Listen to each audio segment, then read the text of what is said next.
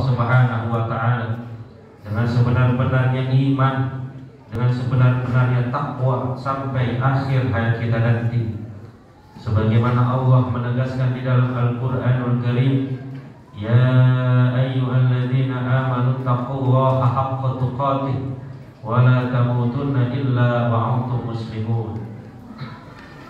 Ma'asyiral muslimin wa zumratal mu'minin rahimakumullah.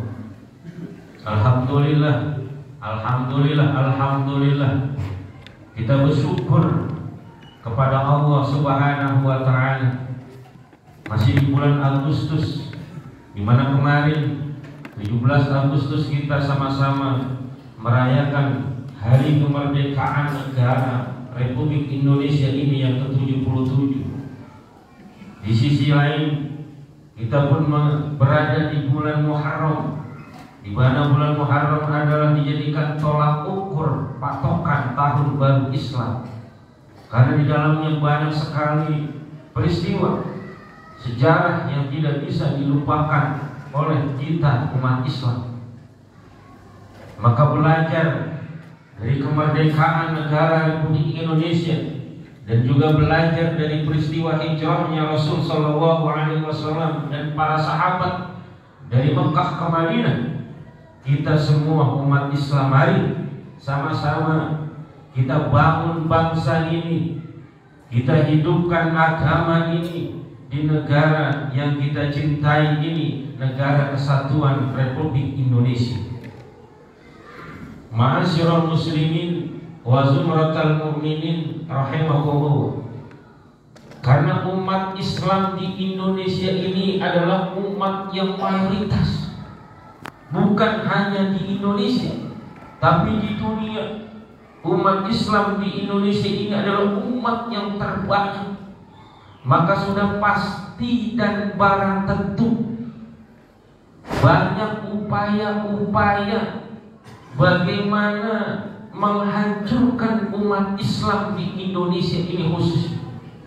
Dan sampai hari ini kita bisa lihat banyak upaya usaha-usaha dari luar Islam untuk menghancurkan kita umat Islam. Maka kita jangan tinggal diam. Di antara usaha-usaha mereka, orang-orang di luar Islam itu sudah terangkum.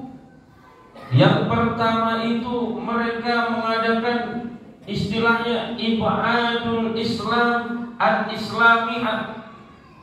Yang pertama, jauhkan umat Islam dari ajaran Islamnya. Ini sudah terbukti bagaimana umat Islam ini dijauhkan dari Al-Quran, umat Islam dijauhkan dari ajaran Rasul Sallallahu Alaihi Wasallam, dari As-Sunnah. Mereka buat umat Islam tidak yakin terhadap Al-Qurannya. Mereka buat umat Islam tidak yakin terhadap As-Sunnah. Bukan sekedar itu, bagaimana umat Islam ini tidak yakin dengan ijma' dan qiyas. Karena itu menjadi rujukan dan sumber hukum bagi kita umat Islam. Selain Al-Quran dan As-Sunnah, ada ijma' dan qiyas. Ini sudah terjadi. Bagaimana ketika orang-orang yang menggunakan busana-busana Islam, pakaian-pakaian Islam dianggap radikal, dianggap Islam garis keras. Padahal itu adalah apa yang diajarkan oleh baginda Nabi Muhammad Sallallahu Alaihi Wasallam. Apa-apa yang dilakukan oleh Rasul, apa-apa yang dikenakan oleh Rasul, kemudian ketika kita mengikuti pakaian Rasulullah, busana Rasulullah, itu adalah bagian dari ajaran Islam, bukan budaya Arab. Jadi kita harus bisa membedakan mana ajaran Islam, mana budaya Arab. Maka segala sesuatu yang dilakukan oleh Rasulullah, baik perilakunya, ucapannya, perbuatan Rasulullah, baik pakaiannya, semua sisi, sebagaimana Allah menegaskan di dalam Al-Qur'anul Karim, laqad kana lakum fi Rasulillahi uswatun hasanah. Telah ada pada pribadi Rasulullah contoh yang baik. Fi itu mengandung makna lil syiar, keseluruhan apa yang dipakai Nabi, apa yang dimakan Nabi, apa yang diperbuat Nabi, itu adalah bagian dari ajaran yang diajarkan oleh Rasul Sallallahu Alaihi Wasallam, agar kita bisa semampu mungkin mengikuti Rasul Sallallahu Alaihi Wasallam. Jadi harus bisa membedakan mana budaya Arab, mana ajaran Islam.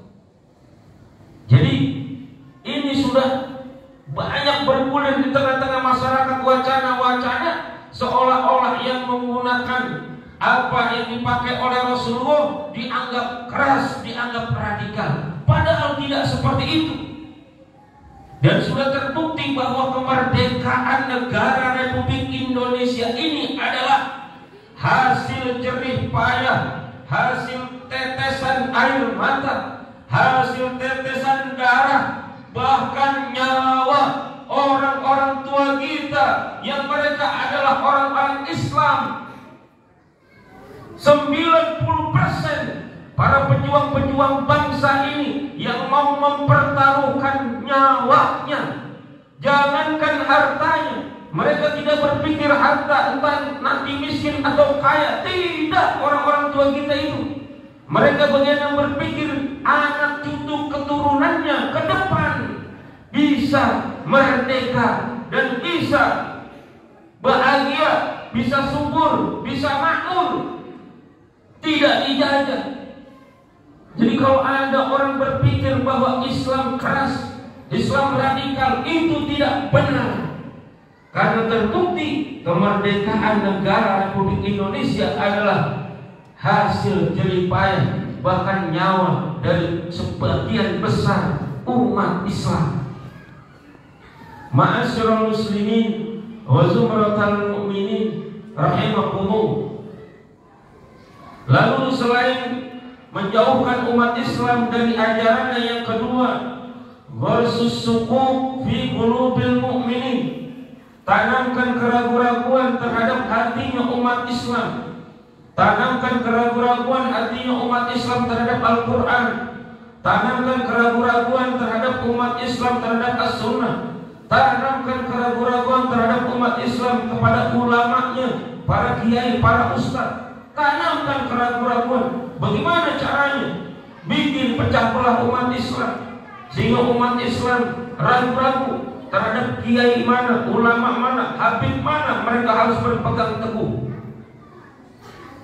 Maka mulai hari ini dan ke depan kita harus jalin persatuan dan kesatuan umat Islam ini.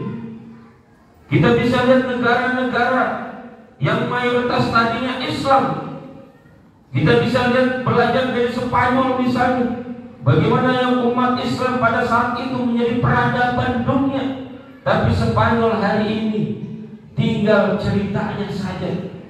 Maka Islam di Spanyol yang pernah berjaya dan hari ini hilang, tidak mustahil itu pun akan hilang dari negara Indonesia kalau kita umat Islam tidak mau mempertahankan ajaran Islam, tidak mau bersatu sesama umat Islam. Seolah-olah kita bisa bekerja sama dengan agama lain, tapi sesama umat Islam malah saling membenci, memfitnah, mencaci maki melalui media-media sosial. Tanamkan keraguan-raguan terhadap umat Islam kepada ulamanya. Kenapa? Karena ulama memegang peranan penting yang mampu menjelaskan Al-Quran dan As-Sunnah. Maka sekali lagi belajar dari kemerdekaan dan hijrah Rasul, bahwa umat Islam akan tetap berjaya selama umat Islam berpegang teguh kepada Al-Quran dan Sunnah. Dan orang yang mampu memahami Al-Quran dan Sunnah adalah para ulama. Dengan komando ulama, kalimat takbir pada saat itu akhirnya Indonesia bisa merdeka. Kita bisa juga melihat sejarah Sultan Agung Raja Mataram pada waktu itu, bagaimana mengobarkan bendera Turki Utsmani yang dibawa naungan agama Islam pada saat itu, menggempur, mengusir penjajah dari Nusantara ini. Bahkan ketika beliau mengalami kekalahan pada saat itu, satu pepatah yang kita kenal oleh Sultan Agung sampai hari ini beliau mengatakan bahwa perjuangan hari ini bukan untuk saat ini, tapi perjuangan hari ini adalah untuk ratusan tahun ke depan, untuk anak-anak cucu kita ke depan. Dan hari ini sudah terbukti bahwa setelah Sultan Agung tidak ada, hari ini kita bisa merasakan nikmatnya kemerdekaan dan nikmatnya beragama Islam. Ma'asyiral muslimin wa zumratal mu'minin rahimakumullah. Yang terakhir, propaganda yang dilakukan oleh orang-orang di luar Islam adalah at-tafriq baina sufufil muslim, pecah belah umat Islam. Bagaimana cara yang menghancurkan umat Islam? Hancurkan umat Islam dengan umat Islam.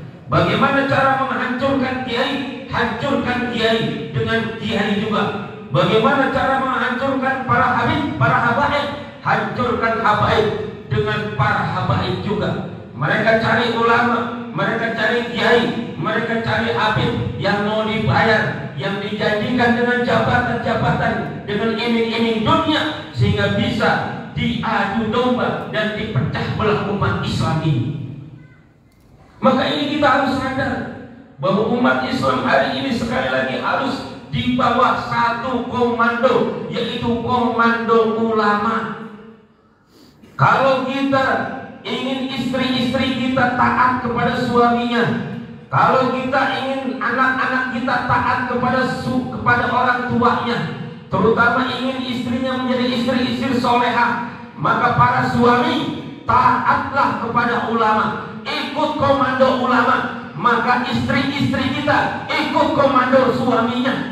Banyak istri-istri yang membangkang terhadap suaminya itu karena suami-suaminya tidak mau ikut ulama, suami-suaminya tidak mau ikut kiai, suami-suaminya tidak mau mengikut para habaib. Suaminya mengikuti pandangannya sendiri terhadap politik. Suaminya merasa pintar, paham politik, sehingga mengikuti cara berpikirnya, mengikuti otaknya sendiri, mengikuti ideologinya sendiri, tidak mau ikut ulama. Maka lahir istri-istri yang mengikuti nafsunya sendiri, mengikuti pemikirannya sendiri, sebagaimana suaminya mengikuti pemikirannya sendiri, tidak mau mengikuti ulama. Maka ayo hari ini ke depan, apalagi nanti ketika ada pemilu di 2024 misalnya, satukan suara, ikut komando ulama. Siapapun calon presidennya, siapapun nanti yang jadi calon presidennya, kita tidak peduli. Yang penting kita ikut ulama. Nanti yang tanggung jawab dunia akhirat ulama yang kita ikuti tersebut, bukan nafsunya sendiri, bukan pikirannya sendiri.